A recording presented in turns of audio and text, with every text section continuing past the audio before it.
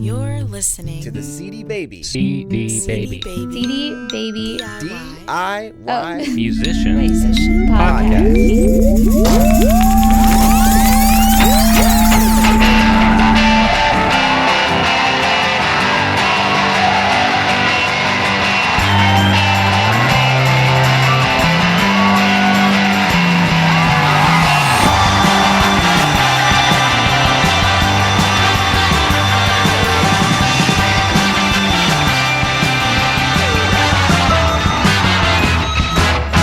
Hello and welcome to episode number 61 of the CD Baby DIY Musician Podcast.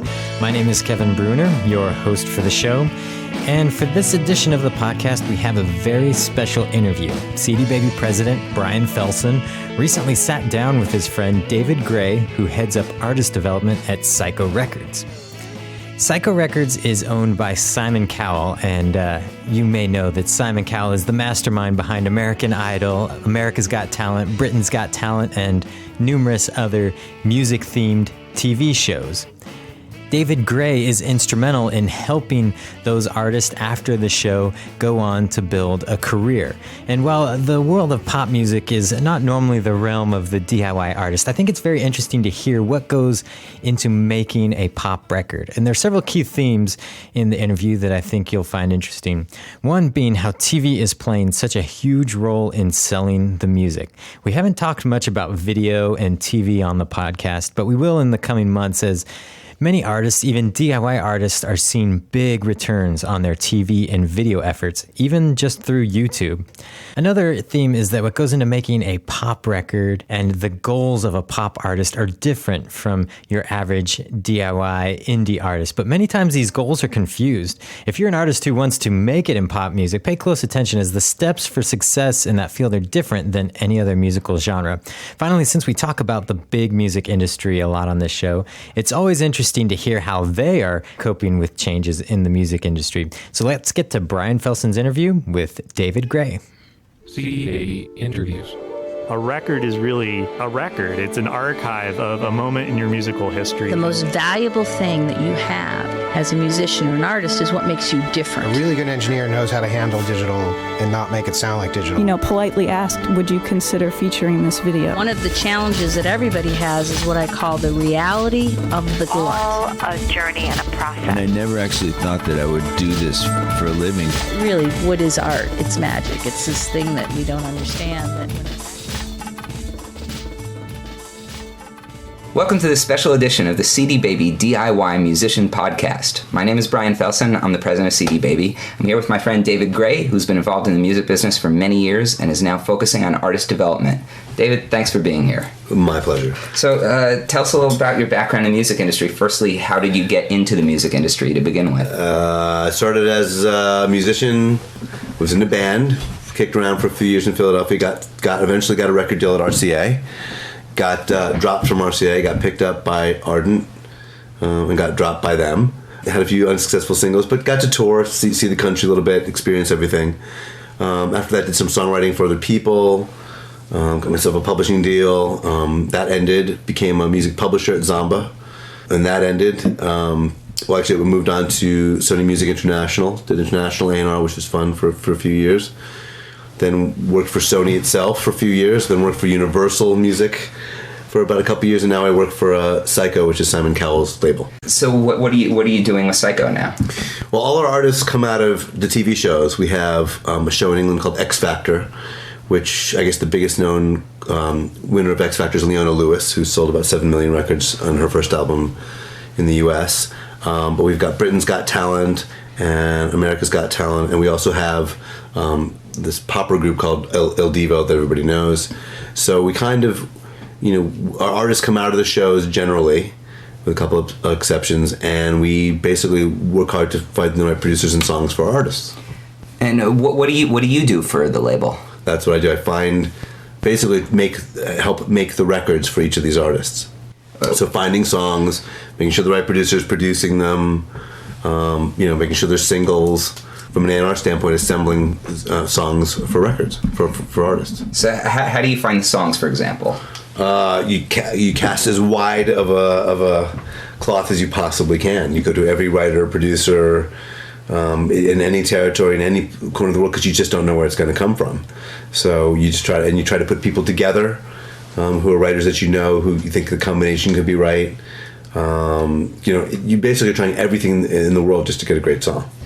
Do people ever just submit songs to you, or are there any song aggregators like Taxi that you'd use, or are they all kind of like, you just know the hot songwriters of the moment? Yeah, the hot writer or the up and coming, either one, but as long as it's kind of, I'm not told it's up and coming, then I recognize it is an up and coming songwriter. But yeah, we actually, as I said, we put writers together, specifically for our projects, for our albums, or so you never know how it's going to get there. It can be from the co-write you put together, it can be just out of nowhere. When you say you put songwriters together, do they know each other in advance, or you just say, let's just try two people? Sometimes they know each other, sometimes they work together. Sometimes what you try to do, what's always fun for me, is you try to put people together who may not normally work together. Maybe you took a guy from a rock band and put him with an urban, like a hip-hop producer or something, to try to get, if you're trying to get a certain sound, you put people together who normally wouldn't work together, who don't know each other. And sometimes with writers, that actually puts them on their best behavior. As people who are too comfortable with each other will just kind of hang out. But if you put somebody who's again, like a hip hop producer with a rock guy, they're going to want to both show that they can kind of work with each other and that are great, so they'll work even harder. Well, when you say put them together, do you say you've got a deadline to write me this? Or, no, I call the manager and say, hey, I want to put so and so with so and so. What are your dates? I have this day's free, I have this day's free, and I call them both back and say, hey, they can both do these 2 days or whatever. Let's do it. Get them together. Let's do the song. Let's see what happens. Do you say I need a slow song, I need a fast song, I need this type of song? Or sometimes if it's so far along in the album that there is one or two slots, but mostly it's kind of like just write a great song. Maybe we give them some don'ts, like for a certain artist, like this artist doesn't like to do R&B, so keep it more pop, or this artist doesn't like to go too slow, so keep it up tempo. It depends. It's artist to artist. And when somebody sends a song to you that's already written, do they send you a demo? Like, is it on a CD, or do they send you a link, or how do they send you the song to begin with? Most of it is MP3s. Just MP3s. Most of it, just say, hey, this is, when you put the session together, here's the song. Or sometimes I'll get a track, just an instrumental track, and I think it's great. I'll send it to a bunch of different people to see if they can write something great over the top of it, and that will come back to me. Will the MP3s come by email attachment or by like a link? No, well, it's mostly by attachment. Some people send you send-its or whatever it is, but mostly it's attached. When they've presented you with their song, do you say, well, do you give suggestions as to what direction the song should go? Or yeah, no, absolutely. Because you're not going to get what you want if you don't kind of tell people what you want. So for instance, if it's not good enough, you say it's not good enough because, or it's not good enough because our label looks for these kind of songs.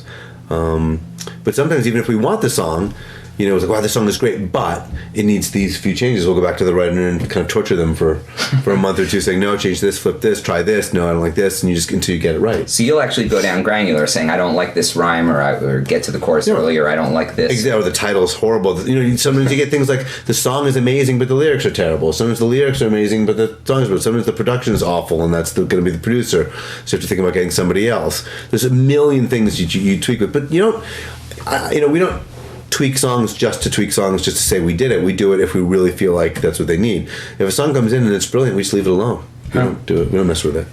And how do you find do producers, do they usually work with the specific artists, or do they usually just work with your label specifically, or are they usually somebody who has big hits right now, or how do you decide what producer is right for? I think it's just right for the musical style. I think it's just depending on what you're looking for.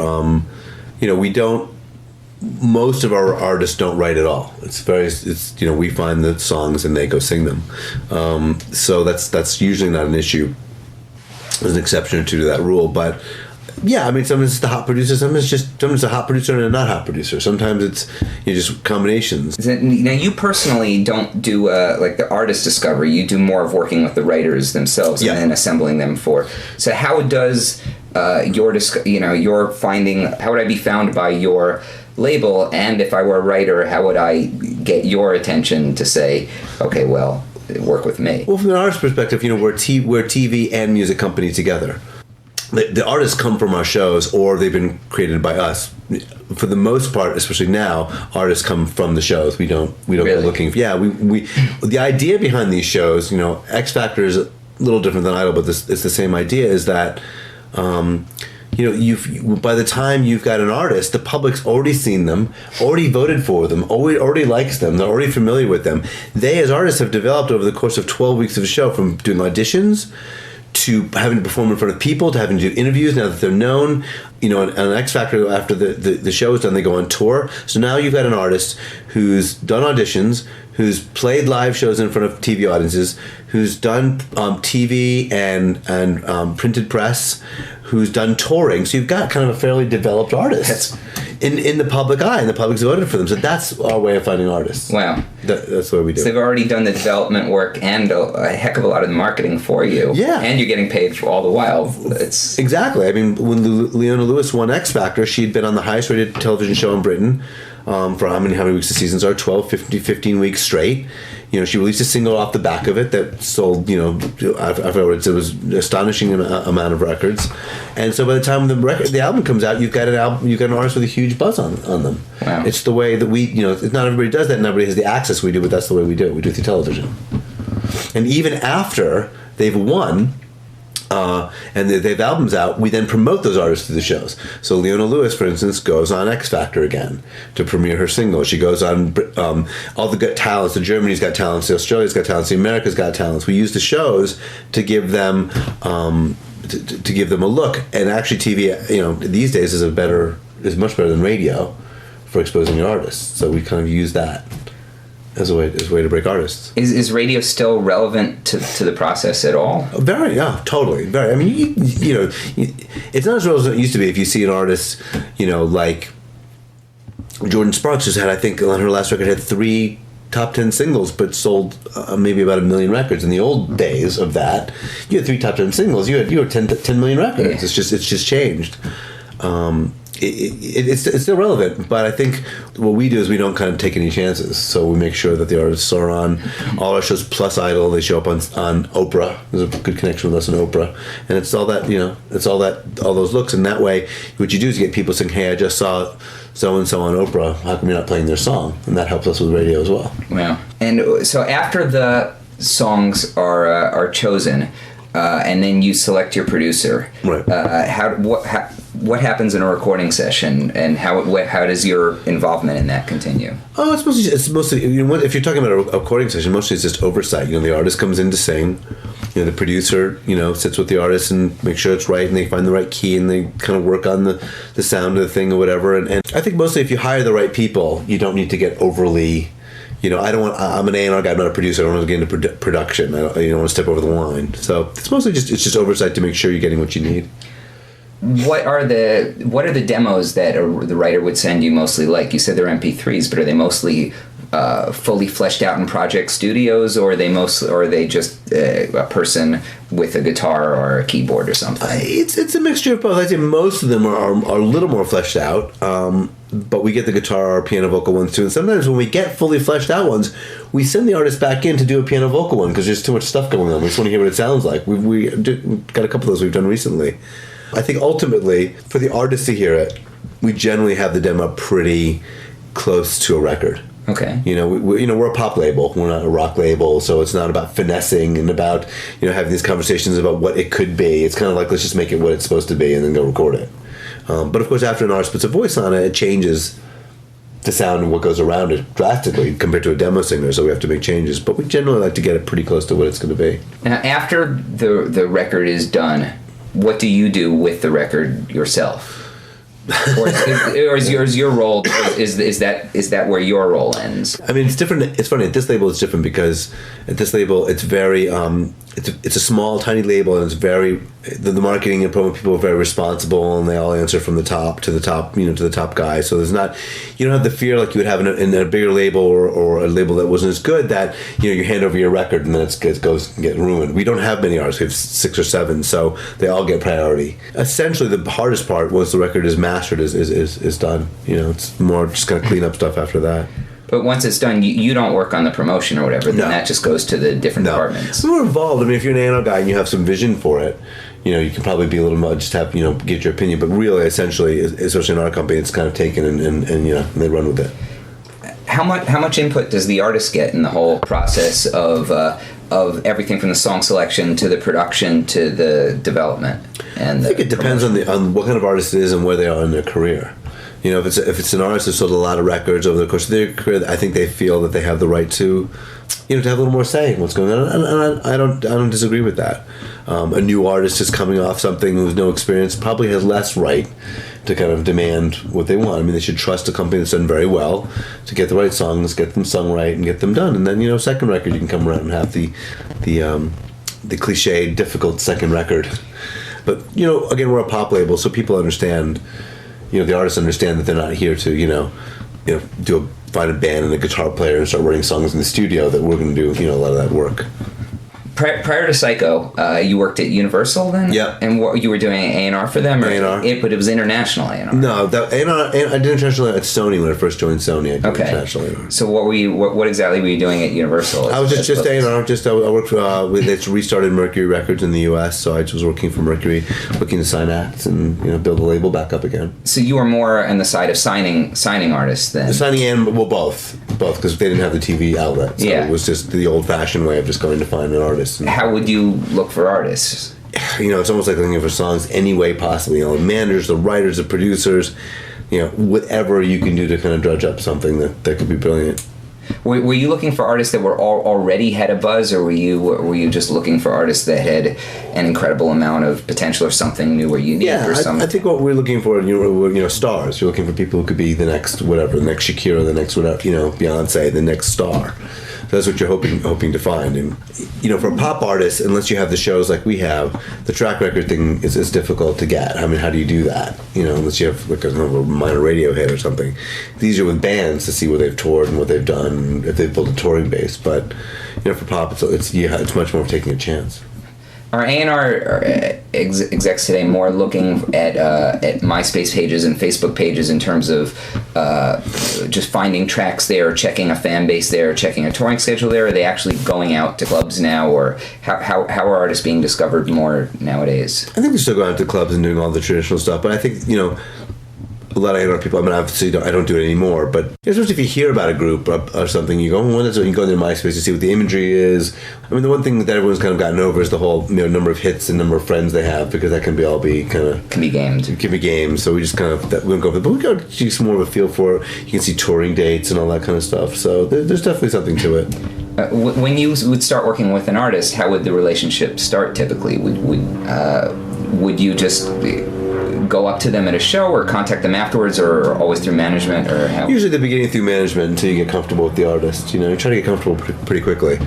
But usually, you say, who's your manager? You call the manager, you try to get the manager on board and go from there.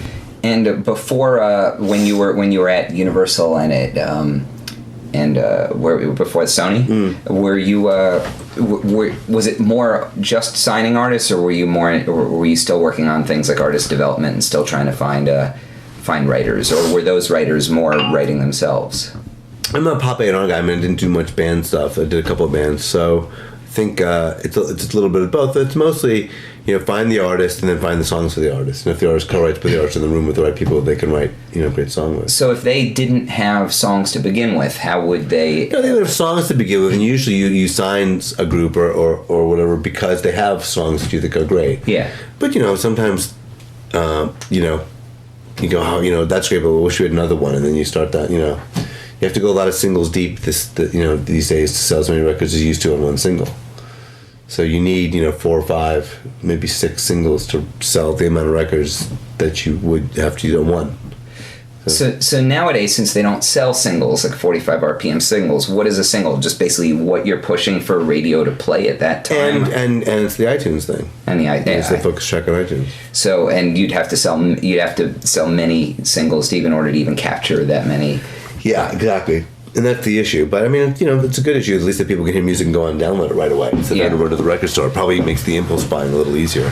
What's the best way for an up and coming artist to connect with professional songwriters if somebody's got a great voice or is a great stage presence but isn't themselves a great songwriter? That's tough. I mean, it's a really tough. I heard this one band who just kept pestering this well-known producer to check out their MySpace, and he finally did and started working with them. I think it's just persistence. I don't know. I mean, as far as how to reach, who to reach out to or how to get to the A&R community. Sure. I mean, when I was in a band, it was just kind of like just finding out one person you could connect with, and it's the same, usual business thing of making contacts and spreading them out. I mean, it's the same way of approach. Huh. And with songwriters, I mean, with A&R, that's fairly obvious. But how would they find songwriters? One way is to buy Billboard. Go down especially if you're a pop artist, go down the Billboard chart, see who the credits are. And they tell you who the writers are, and then there's another page that tells you who the publisher is. So you can say, well, okay, that's, whatever, it's Jim Johnson, and he's published by whatever, EMI, call EMI. So, most likely if you're brand new, starting, it's going to be difficult to get somebody with a big name to work with you. I mean, it's happened, but it's difficult. Huh. Are there common mistakes is there some kind of common mistakes that you see young artists making? On a signing level, just making sure you sign to the right label. You always check the track record of the label you're signing to. If it's a label that has no clue, if you're a hip hop artist, it's a label that has a terrible history of breaking hip hop acts. They just don't know what they're doing. Don't sign there. It's better not to have a deal than to have a deal with somebody who doesn't know how to break you. And vice versa. If a label that's never broken a pop act, you don't want to be the guinea pig and see if they can do it. Again. I mean, usually statistically, those things are pretty relevant. So try to find the right label. That promotes well what you're doing, your style of music. And how about just signing the wrong deals or signing a deal too soon with a manager, attorney, or something? Yeah, I mean, you don't want to, there's that standard cliche thing where the person got famous, but 3 years ago he had signed this production deal, and now the guy's back soon. I mean, you don't want that. You want to keep things really clear. I mean, the production deals and stuff, you have to be very careful. You want to, somebody, on the one hand, somebody is trying to help you and give you some free time and all that kind of stuff. On the other hand, they're going to want kind of a lifelong commitment. So you have to kind of make a decision of whether, it's worth it. Is it worth it to give it away now to hope that something can happen? I would say if you have the finances of wait until it's really right, the situation's right, everything's right. Don't run into anything just because it's better than nothing. How have the ongoing changes in the music industry affected what you do? You got to do things a little cheap. Obviously, the music industry was definitely a bloated place, and people, were spending way too much money on things. But you put the same amount of work in, but the reward is not nearly as high because of piracy, downloading, and everything else. So I think you just have to be smart about it. I think you just have to be, keep your eye on everything. And the other thing that's happened too is because records don't sell as well, writers used to be content just to get on albums. If you were a writer and you got a song that wasn't a single but it sold 20 million albums, you're going to be okay. But these days the chances of that are really slim. So the writers are very, especially the more A-list writers, are very wary of letting a song go on an album that they don't think could be a single because they're not going to make as much money. Something we're kind of running into more and more lately. How about just ongoing changes in the music industry just affecting the jobs and careers of your peers and everything? Yeah, well, jobs are definitely going away because there's not as much money being made and the profits aren't as high, and so and it makes people desperate. And in industries, when people are desperate, they start by laying off people. So there's a lot of people laid off, a lot of people underemployed, people who could be doing better but aren't in the right job. As the big labels struggle, has there been a decline in developing new talent as well, or? I don't think so. I think it's not as much affecting the finding, although it is a little bit of the talent, but it's affecting how certainly the marketing of it. Each product manager would have 5 acts. If each product manager has 12, it's going to affect the sales. Is that affecting at all the type of music that's being promoted, or is it getting more conservative, or is it getting more, or with different outlets for promoting music online? Is it getting less conservative or more conservative, or how would you describe the type of music that's being signed? I don't think it's getting less or more. I think a lot of people are looking at the Disney model or even our model, the Syco model, and seeing how the television is really doing the work. So you sign acts that make sense, and if they come from, contestant shows like ours, or they come from like the Disney system and they're broken through that, instead of pulling somebody off the street and saying you're going to be the next Shakira, do this stuff and realizing that's very risky. I think it's some people hedge their bets a little bit more and sign stuff that could go through the television angle as well. So do you think that the labels that have those television connections, ways of making money while developing and while marketing artists, as well as a wonderful filter for weeding out talent, are they best positioned to survive among all the labels, do you think? Probably. Yeah, I would say so.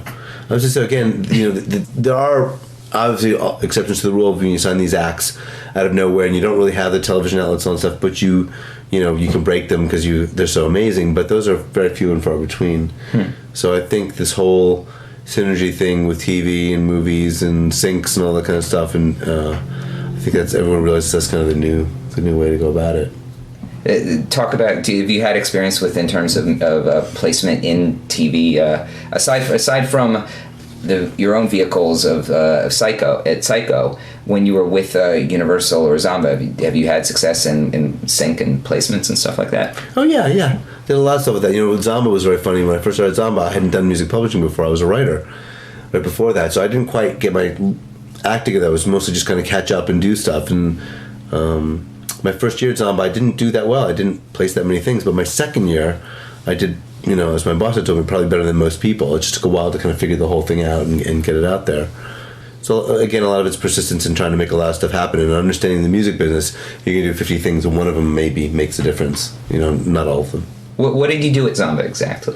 I was a music publisher, so we own the copyrights, or co-own the copyrights in some cases of, the songs that were used. Mostly, Zamba was a way, the publishing house, for the songs that ended up on Jive Records artists, Britney, Backstreet, and Sync, that kind of thing.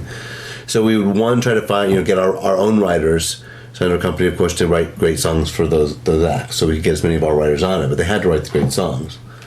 What was Zamba's integration with Jive, and how did that work? It was basically, Jive was the record label, Zamba was the publishing company, but all the Jive artists were signed to Zamba, for publishing. The writers that we signed mostly were signed for writers that could help Jive. It made sense. If we got Jive selling millions and millions of records and they want a guy who can do blah, blah, blah, we're going to sign him because we know of an outlet for his songs. Huh. And did they record even in your own studios, or how did you... At Jive, they have a studio called Battery Studio. They in the old building on 25th Street used to be in the building, so that's how it would just be done. Wow, so it was all done in-house, everything. Well, Jive was funny because you had the artist, and then you had the publishing company, but then you had the studio, and then you have the gear rental company was also owned by Jive, called Dream Hire. Wow. So it was all, and then you have publishing the records, and it all just kept, turning around. You could make more money on less sales because you had so many pieces of it. That's great. Yeah. How did you go from being a touring signed artist, and then an unsigned artist, and a signed artist, and unsigned artist, etc., to finally just saying, I want to be in the business side of it? What made you decide, hey, I'm a writer and musician, but I'm going to focus on writing, and then ultimately on the business and publishing? How did you make that transition, and why? I don't think it was that thought out. It was more like I just had it. I really just had it. I had it with the writing thing. I was kind of, at my wit's end. I think, I still like the music business. I still like, involved in songs and all that kind of stuff, but I don't think I can do it at this level anymore. And I just decided not to. When you had it, did you have it just in terms of the experiences that you faced, or in terms of the actual writing process itself and trying to struggle to come up with stuff? Or what was it that ultimately was like, that's it, I want to be in the business side of things? I don't know if there was one particular, I think it was more like there were a lot of things going on. There was a straw that broke the camel's back. I think one of my songs was up for a soundtrack, which will go nameless. And it was, it was very close and whatever. And then it got all quiet. In the end, they gave the slot. It was like an end title to a movie. They gave it to kind of this old actor who did rapping. And I thought, what? That might be the sign that it's just time. And then I started at Zamba, and the first thing they gave me when I started Zamba was, well, here's the R. Kelly reels of songs, here's the Max Martin reel of songs, here's the Mutt Lange reel of songs. I was like, oh my God, I was competing with them. There's just no way. Wow. If you had to go back and look at your musician peers from a perspective of when you were an artist and also from now, what mistakes do you see people making, and what mistakes do you regret having made in your career that you would say, don't do that? It's hard to say because you kind of have to look. If I hadn't gotten a deal and I hadn't got signed and gotten some legitimacy, I probably wouldn't have the job I have today. But that said, I think it's also understanding that, especially at such a different age now, with iTunes and YouTube and stuff, you're not quite as dependent on the labels anymore. You can really do more on your own and get things really going. So you don't sign some crappy deal where they forget about you. You have a lot of leverage when you sign your deal that requires them to, pay for, the right things that are important to you. What advice would you give a young artist that's trying to form a career path in music, either as an artist first as an artist and then as somebody in the industry? I think, it's it's hard when you're an artist because you're struggling with a day job if you have one and you're out of money, whatever. But I think patience is really important. Like, really make sure by the time you don't get a lot of shots. So make sure by the time the label sees you wherever you want to be, you really have it together. It shouldn't be left to imagination. It shouldn't get all esoteric. It should be like, wow, I see this. This could be great. Let's just do it. And then when you sign your deal, just make sure there's lots of, which I didn't do, make sure there's lots of little outs in it. If they drop me before I finish my first record, I get this. If they drop me after, all these kind of little bonus things to get in there, just to protect yourself. When you say outs, meaning that if you're dropped before X, you get what? A severance thing, or you get your catalog back, or what? Or get what? Yeah, maybe your masters back or something like that. It's like, okay, well, if you done me, if you don't put the record out before X date, so they can't. One of the things labels do sometimes they get nervous, so they keep, they'll say they're going to put a record, and they'll keep moving the release date.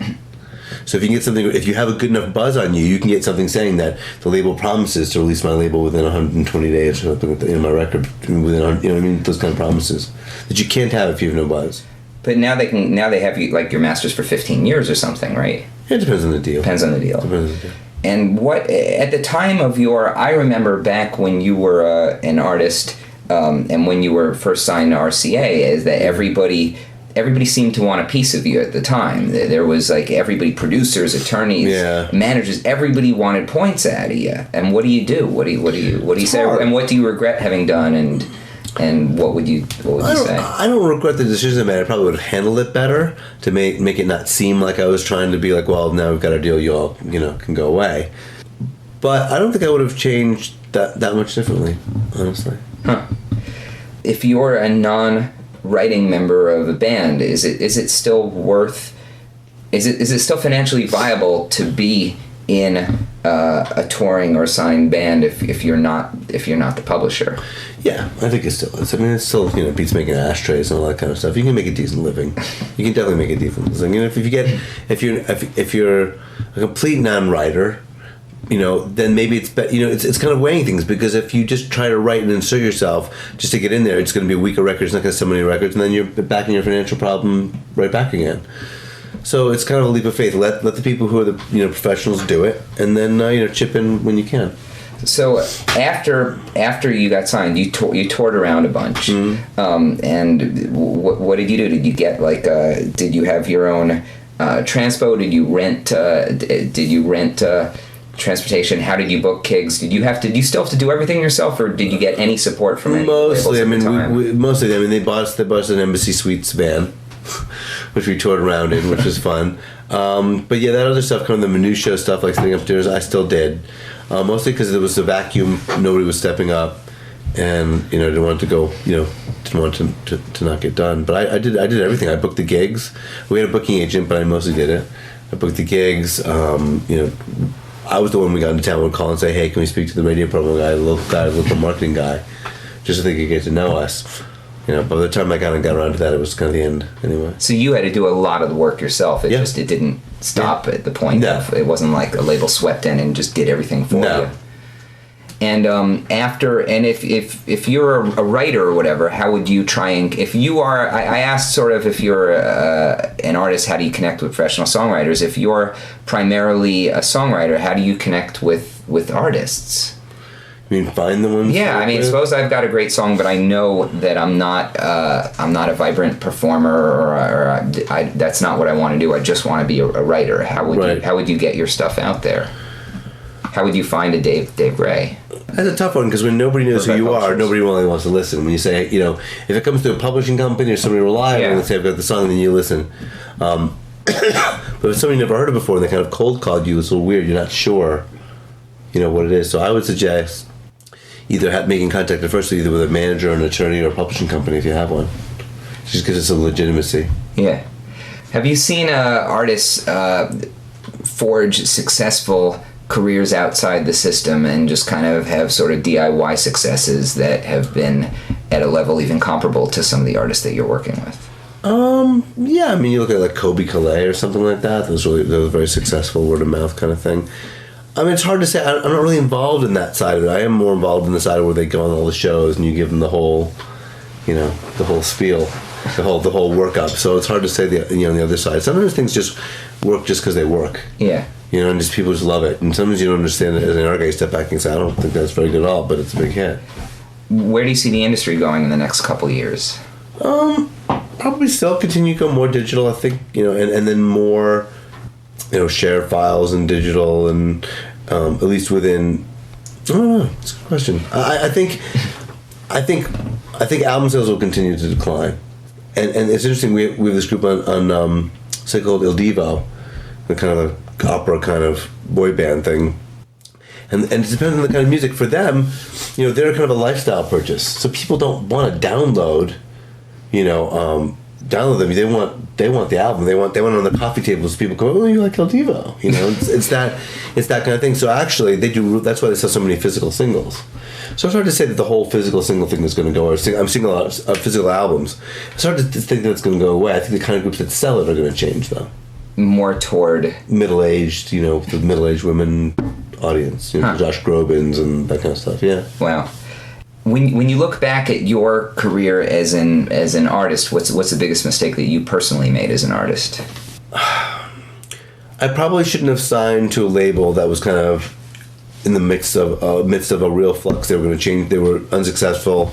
They were going to change leadership and all kind of stuff. I had a kind of executive decision to make. Do I sign with them just to give myself some credibility from now on? Or do I leave it alone, do something else, and just make them angry but not get anything possibly? I took a more conservative road, but maybe I shouldn't have. This is the RCA deal back at the time? Where they were becoming more country, or what? No, they were just kind of falling apart. You know, they weren't selling, and there were a lot of issues, and they were kind of restructuring, and there was a lot of buzz about not signing to them because you don't know what it's going to be in the next year. And sure enough, you know, a few months after we signed, they changed, you know, A&R presidents, and we were out. What's your biggest regret or mistake that you've made that people could learn from your career in the business side of things? I'm trying to think what. I made so many mistakes. I'm trying to think of one. I don't know. I think the one mistake that people make on both sides of it. It's funny.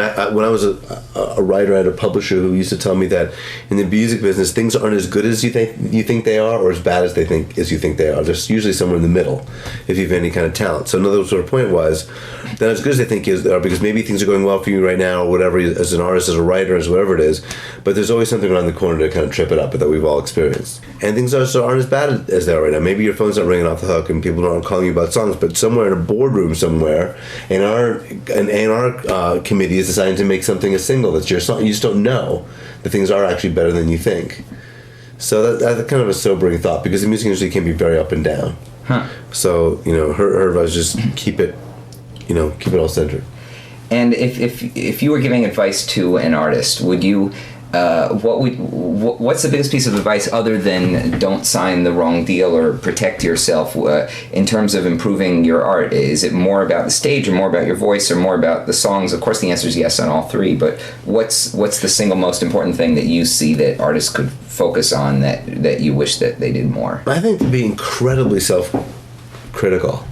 Not so much that you quit, but enough so that you really look at the competition. If you're trying to be, you know, a kind of a space rock group or a kind of proggy cool thing, are you really as good as Radiohead? If you're trying to be like an R&B singer, can you really hold your own with Beyonce? I mean, there needs to be a reality check about just how good you are or your songs are. Maybe you're incredibly good looking or whatever, but your songs are crap. And do they measure up with the hits that are on the radio these days? You know, it's just being very self-critical, because once you are evaluated by the label and the public, they're going to be even harsher. So would you then suggest that an artist work more on finding their own voice, or in honing their own skill and going down whatever path they're already going down, if it's a fairly mainstream path? It's hard because there's two sides of it. If you want to be completely mercenary, you say, look, you know, it's a pop world out there and you do what it takes. But I think it depends on how much you want to... I think, you know, it's the old cliche about be yourself. But I even find with artists that are very successful that I've worked with, the ones that kind of hang around are the ones that are very self-aware about what they are, who their audience is, you know, all those old cliched, you know, marketing questions, but they all apply. And even to this day, when we go into a meeting, if we've just finished a record on one of ours, we sit down with the marketing people and we'll say, who's their audience? So there needs to be that, I think, that self-awareness. If you really in your life want to just have complete critical success and you want New York Times reviews, don't go on X Factor. Or don't become a Britney or something like that, or an Aaron Carter or something. Don't do that, because you're mixing up. And on the other hand, if you just want complete, radio domination, I wouldn't make, free-form jazz music and complain about how radio isn't getting you. You have to be reality of what you're doing and what the audience is. Thank you. Is there anything else that you'd like to say or add or anything? The music industry is so up and down. When I was a writer, I remember I would think, wow, I'm a really good writer, and then nobody would cut any of my songs. And I'd sort of go, man, I got to give this up. And then someone would call and say, hey, so-and-so's putting this on an album. And you go, I'm the best writer in the world. That's where I see signed artists, stars, unsigned artists, they're undoing. If they get too caught up in the highs and the lows. Because it really is kind of ultimately lives in the middle a little bit. Know what you want to do and make it match. There's too many. I've sat on these, these Songwriters Hall of Fame sessions or something with the people. I want to be, the next Max Martin, and then they play me songs that are kind of like, 7 minutes long and they're prog rock. And I'm like, well, that's not. You're not going to get what you want by doing this. You have to decide, what you want and understand what it is, and then do it. But you can't, I just don't have a goal that doesn't match up with what you do. Well, thank you so much for stopping by CD Baby's offices, and thanks so much. It was great talking to you. My pleasure. All right, take care. Bye. Thanks again to Brian and David. It's always helpful to hear different perspectives of the music industry. Looking forward to shows we have planned in the future. I'm really interested in hearing success stories or tips and tricks as it pertains to video. So if you're doing something with video that is getting exposure for your music, I want to hear from you. There are several ways you can get in touch with us. And first off, you can email us at info@cdbabypodcast.com, or you can call our listener line at 206-426-5683. And there's email, info@cdbabypodcast.com, or just leaving comments in the various show notes on the podcast homepage. So please let us know what you're doing with video. Like I said, we've got several shows planned in the coming months centered around video, and we just want to incorporate all the different aspects of what artists are doing to see some success with their music. And as always, you can follow us on Twitter as well, which is cdbaby_podcast. And that's going to do it for this episode. We'll catch you next time. Bye. You've been listening to the CD Baby DIY Musician Podcast, broadcasting from Portland, Oregon, USA.